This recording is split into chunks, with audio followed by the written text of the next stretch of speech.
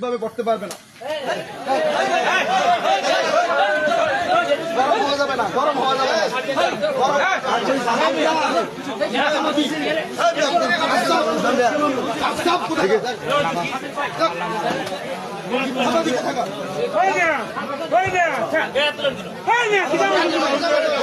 আসসালামু আলাইকুম ওয়া রাহমাতুল্লাহি ওয়া বারাকাতুহু। প্রিয় ভাইরা আমার, সুন্নাত ওয়াল জামাতের দুইজন আলেম, দুইজন বক্তা, দুজনই প্রফেশনাল বক্তা। তো ওনারা স্টেজের মধ্যে একজন আরেকজনের গায়ে হাত তুলছে, এটা নিয়ে খুব জোরালো ভাবে বিভিন্ন দিক থেকে মানুষে প্রশ্ন করতেছে, হুজুর এটা কি হলো, এটা কি হলো। আহলে সুন্নাত ওয়াল জামাতের অনুসারী এবং সমস্ত সর্বস্তরের সাধারণ জনগণকে আহ্বান করব, আপনারা এই বিষয় নিয়ে গবেষণা করবেন না বা এটা নিয়ে আপনারা সমালোচনা করবেন না। তো যে বিষয়টা আপনাদের চোখের সামনে ফুটে উঠছে, প্রত্যেকটা জিনিসেরই উপরে যেটা হয়, ভিতরের বিষয়টা নাড়াচাড়া করলে ওইটা বোঝা যায়।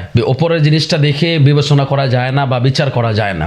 অতএব যা দেখেছেন ওইটার উপরে নির্ভর করে আপনারা বিচার করতে যাবেন না বা এটা নিয়ে সমালোচনা করতে যাবেন না। আমি আমার প্রিয় ভাই শামীম রাজাকে ধন্যবাদ জানাই, অসংখ্য ধন্যবাদ জানাই যে সে নিজেকে স্টেজের মধ্যে রিল্যাক্স রেখেছে, সে শান্ত থেকেছে, সেইটার কোনো রিয়াকশন দেয় নাই। থাপ্পড়টা মারার পরেও সে নিজেকে কন্ট্রোল করেছে। এটা বিশাল একটা সে বড় মনের পরিচয় দিয়েছে। আমি শামীম রাজাকে আমার তরফ থেকে ধন্যবাদ জানাই। যিনি কাজটা করেছেন বা যে দুইজন আলেম, একজনকে দেখেছেন আপনারা, শামীম রাজা এত ছোট অল্প বয়সের ছেলে, আর আব্দুর রহমান রেজভী সাহেব উনি একজন বয়োজ্যেষ্ঠ মানুষ এবং পীর তরিকত। আমাদের দৃষ্টিতে আমি যতটুকু বলতে চাই সেটা হচ্ছে উনি একজন বিজ্ঞ মানুষ, মুরব্বী মানুষ। উনি স্টেজের মধ্যেও বিচারটা না করলেও পারতেন, উনি ঘরের ভিতরে করলে ভালো হতো।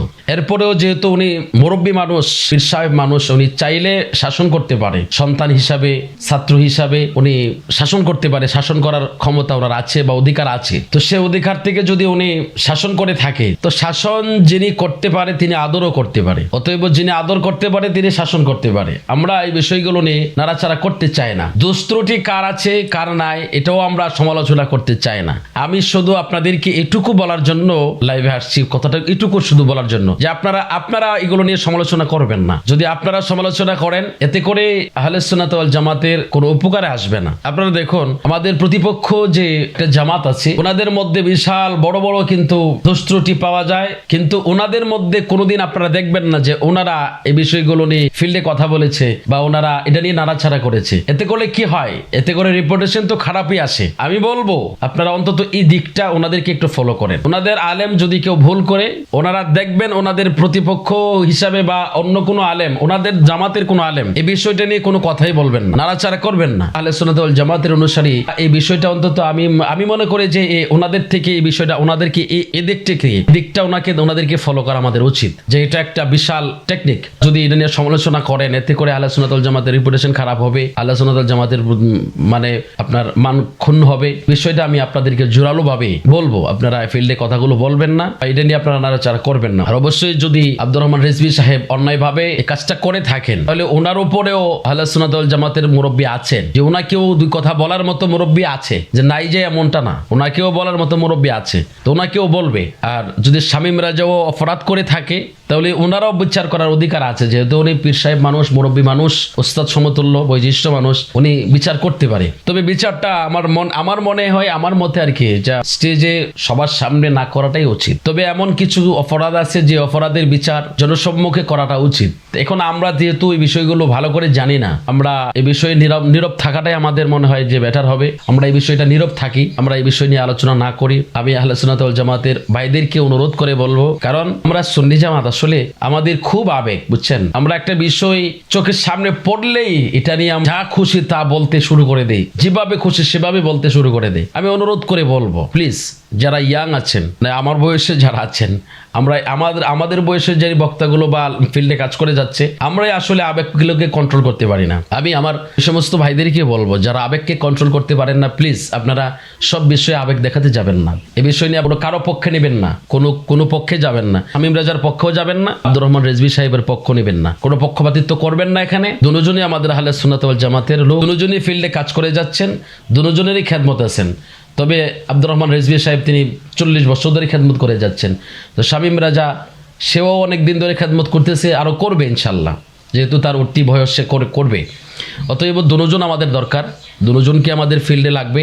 অতএব আপনি নিয়ে আবেগ আপ্লুত হয়ে যা মন চা তা বইলেন না। এখানে যেটা হয়েছে সেটা সমাধান করার মতো লোক আছে তো, নাই যে এমনটা না।